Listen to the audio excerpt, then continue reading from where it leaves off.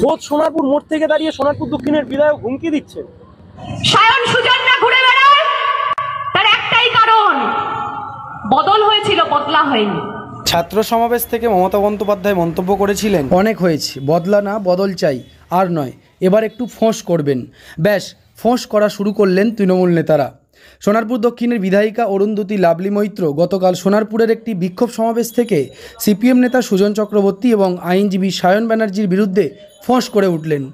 এবং ঠিক তারপরই আজ বাম নেতা আইনজীবী সায়ন ব্যানার্জি সোনারপুর থানায় একটি অভিযোগ দায়ের করলেন সোনারপুরের দক্ষিণের বিধায়িকা লাভলি মৈত্রর বিরুদ্ধে। দেখুন, রাজ্যের মুখ্যমন্ত্রী বলেছিলেন যে একটু ফোঁস করতে হবে। সেই রেস ধরে গোটা রাজ্য জুড়ে তৃণমূলের নেতারা, এমএলএ, এমপি চারিদিকে বিভিন্ন রকমভাবে চমকাচ্ছেন, ধমকাচ্ছেন। গতকাল সোনারপুর দক্ষিণের বিধায়ক লাভলি মৈত্র তিনি তৃণমূলের বিক্ষোভ মঞ্চ থেকে নাম করে সুজন চক্রবর্তী, সায়ন ব্যানার্জি 2011 সালে বদল হয়েছে, 2024-এর মধ্যে বদলাও হবে, তো সোজা ক্রিমিনাল ইন্টিমিডেশন, সরাসরি ক্রিমিনালি থ্রেট। উনি প্রভোগ করছেন, প্ররোচনামূলক বক্তব্য দিচ্ছেন, প্রভোগ করছেন জনগণকে, ইনস্টিগেট করছেন সামনে যারা বসে আছে। এমএলএ তিনি দাঁড়িয়ে দাঁড়িয়ে ক্রিমিনাল ইন্টিমিডেশনের কাজ করছেন থানা ঢিলছোড়া দূরত্বে।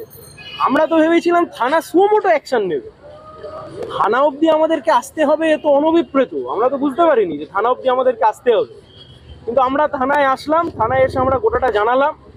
অনেক এদিক ওদিকের পরে ওনারা একটা কমপ্লেন নিয়েছেন, কিন্তু পরিষ্কার কথা, খুব স্পষ্টভাবে আমরা যেটা বলেছি যে উনি যে পরিমাণে থ্রেট দিয়েছেন, এই থ্রেট শুধুমাত্র যে ফিজিক্যাল থ্রেট হতে পারে তা নয়। ওনার হাজব্যান্ড একজন আইপিএস অফিসার, আমরা কমপ্লেনে লিখেছি। ওনার হাজব্যান্ড একজন হাই র্যাঙ্ক আইপিএস অফিসার, যে কোনো মিথ্যে মামলায় আমাদেরকে ইমপ্লিকেট করে দিতে পারে। উনি যেভাবে বলেছেন বদলা নেওয়ার কথা, ফলত সেইটা নিয়ে আমরা আজকে থানায় জানিয়ে গেলাম। আমরা আশা রাখি থানা কর্তৃপক্ষ ব্যবস্থা নেবেন। যদি সোনারপুর থানা ব্যবস্থা নেন ভালো, যদি সোনারপুর থানা ব্যবস্থা না নেন তাহলে তার যা পরবর্তী জায়গা আছে সেটা আমরা করব, সেটা আমরা যাব। কিন্তু একটা কথা খুব পরিষ্কার, সোনারপুর থানা থেকে ঢিলছোড়া দূরত্বে এমএলএ দাঁড়িয়ে থ্রেট করছেন যে এবছরের মধ্যে বদলা হবে। কি মিন করতে চাইছেন? কি বদলা হবে? আর কতজনকে বদলা নেবেন আপনি?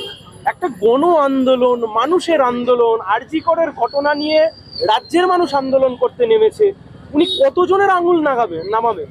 উনি কতজনকে থ্রেট দেবেন? উনি কতজনের বিরুদ্ধে নামবেন? উনি বুঝতে পারছেন না যে এটা গণ আন্দোলন। এই গণ আন্দোলনকে ম্যাডাম বেশি চোখ রাঙাবেন না। এই গণ আন্দোলনের সামনে অনেক বড় থেকে বড় নেতা নেত্রী তারা ফিকে হয়ে গেছে।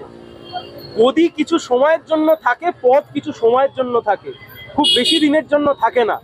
কিন্তু যা করবেন একটু ভাবনা চিন্তা করে করবেন, কারণ ভবিষ্যতে এর জবাব কিন্তু মানুষকে দিতে হবে। জনপ্রতিনিধিরা যদি এরকম উস্কানিমূলক বক্তব্য দেয়, জনপ্রতিনিধিরা যদি এখন মমতা বন্দ্যোপাধ্যায় থেকে অনুপ্রাণিত হয়ে গিয়ে গোটা রাজ্য জুড়ে ফোঁস করা শুরু করে দেয়, ওনারা বুঝতে পারছেন না যে ওনারা জনগণের বিরুদ্ধে ফোঁস করছেন। এখানে কোনো ব্যক্তি, দল, কোনো বিষয় নয়।